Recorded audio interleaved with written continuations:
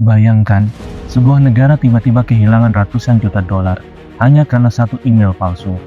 Uang negara yang seharusnya untuk pembangunan dan kesejahteraan rakyat hilang begitu saja, masuk ke dalam rekening hacker internasional. Inilah yang terjadi pada Bank Sentral Bangladesh. Serangan ini menjadi salah satu peretasan bank terbesar dalam sejarah dunia, dengan hanya memanfaatkan celah kecil dan kecerobohan manusia. Hacker berhasil mencuri 81 juta dolar dari cadangan devisa negara. Bahkan, rencana awal mereka adalah mencuri lebih dari 1 miliar dolar. Bagaimana mereka melakukannya? Siapa dalang di balik serangan ini? Dan pelajaran apa yang bisa kita ambil agar tragedi serupa tidak menghancurkan ekonomi negara lain? Tonton video ini hingga akhir untuk mengungkap kisah nyata serangan hacking yang mengguncang dunia perbankan internasional.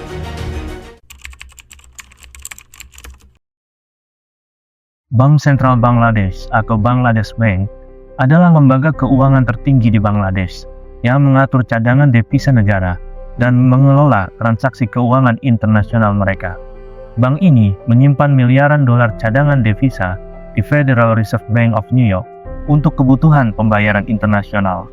Seperti bank sentral lainnya, Bangladesh Bank menggunakan sistem SWIFT atau Society for Worldwide Interbank Financial Telecommunication untuk melakukan transfer antar bank secara global. SWIFT dianggap memiliki keamanan yang tinggi dan digunakan di hampir semua bank besar di dunia. Namun, sistem SWIFT memiliki satu kelemahan. Jika komputer internal bank terinfeksi malware, maka hacker dapat mengirimkan perintah transfer palsu yang tampaknya sah. Celah inilah yang menjadi pintu masuk tragedi besar yang kita akan bahas ini. Sebelum serangan terjadi, Bangladesh Bank diketahui memiliki sistem keamanan IT yang lemah, tidak ada firewall yang memadai, dan bahkan menggunakan perangkat router dan switch yang murah senilai hanya 10 dolar untuk mengatur jaringan komputer mereka.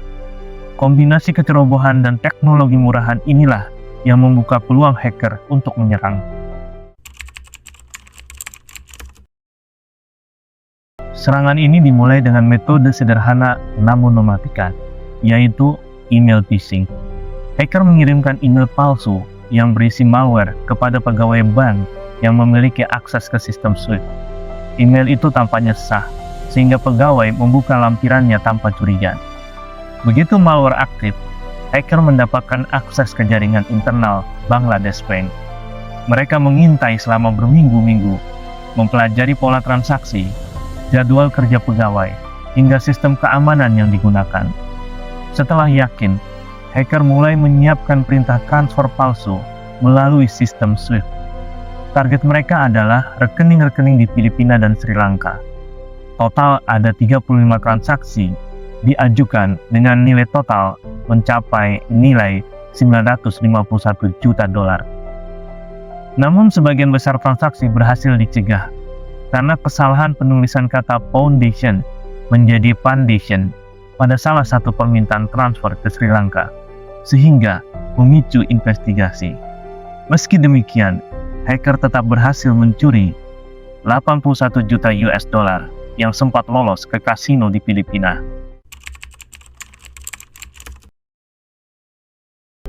Sistem SWIFT sendiri tidak diretas secara langsung.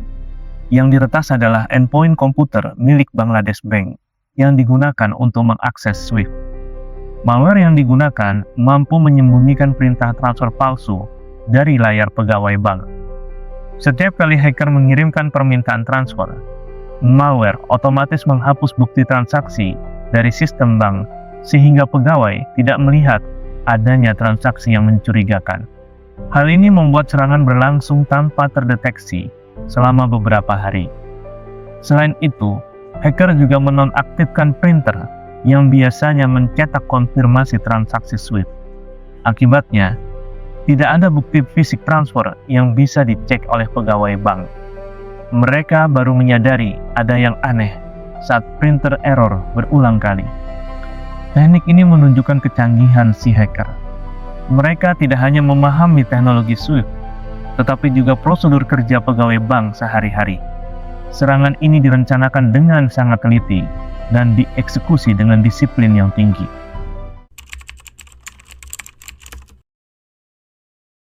Uang hasil curian hacker ditransfer ke 4 rekening di Rizal Commercial Banking Corporation di Filipina. Dari sana, uang segera ditarik dan dipindahkan ke kasino-kasino besar yang ada di Manila. Filipina menjadi tempat ideal karena saat itu belum ada regulasi anti pencucian uang yang ketat untuk industri kasino. Begitu uang ditukarkan menjadi chip kasino, dilaporkan sulit untuk menelusuri alirannya, karena transaksi kasino tidak tercatat dalam sistem bank. Setelah ditukarkan ke chip dan dimainkan beberapa putaran kecil, uang itu dicairkan kembali menjadi cash dan masuk ke rekening lain di berbagai negara. Strategi ini menjadikan uang hasil hacking Bangladesh Bank nyaris tidak terlacak dan hilang begitu saja. Hingga hari ini, hanya sebagian kecil dana yang berhasil dibekukan dan dikembalikan ke Bangladesh. Sebagian besar telah hilang entah kemana, dan menjadi salah satu kasus pencucian uang terbesar di Asia.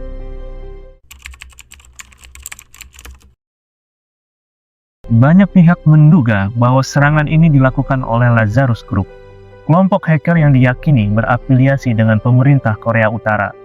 Lazarus terkenal melakukan cybercrime untuk pendanaan negara mereka yang terkena sanksi ekonomi global. Laporan forensik menunjukkan bahwa malware yang digunakan memang memiliki kemiripan dengan malware yang dipakai saat serangan Sony Pictures pada tahun 2014 yang dikaitkan dengan Lazarus Group. Namun, pemerintah Korea Utara membantah terlibat dalam kasus ini. Selain Lazarus, ada teori bahwa serangan ini melibatkan insider dari dalam bank, mengingat detail sistem internal dan prosedur kerja pegawai yang diketahui oleh hacker. Namun hingga kini, tidak ada bukti kuat yang mendukung teori insider ini. Kasus ini menunjukkan bahwa di era cyber war, negara sekalipun tidak kebal dari serangan hacker. Bahkan, bank sentral pun bisa dijebol dengan phishing dan malware yang cerdas. Ada banyak pelajaran berharga dari kasus ini.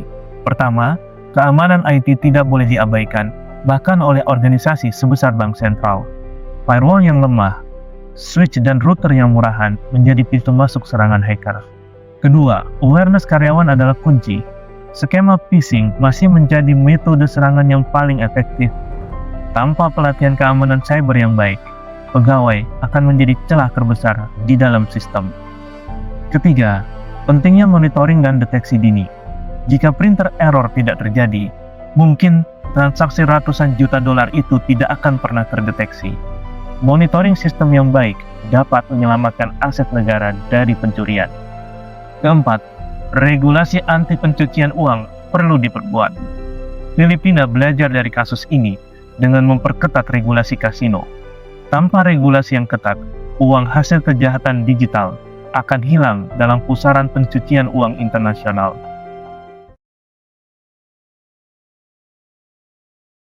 Teman-teman, kasus hacking Bank Sentral Bangladesh adalah pengingat bahwa di era digital, perang tidak lagi hanya dengan senjata, melainkan juga dengan kode dan malware. Negara bisa kehilangan miliaran dolar hanya karena satu email yang dibuka tanpa hati-hati. Bayangkan, jika hal ini terjadi di negara kita, cadangan devisa dirampok oleh hacker, ekonomi terguncang, maka pada akhirnya rakyat yang menanggung akibatnya. Nah, apakah kita sudah siap melindungi infrastruktur digital dari serangan cyber dengan menerapkan sistem manajemen keamanan informasi?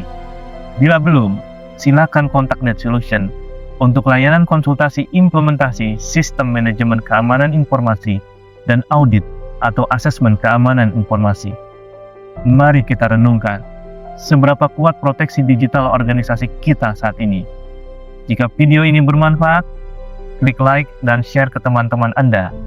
Jangan lupa subscribe dan memberikan komentar pada video ini. Sampai jumpa di video selanjutnya.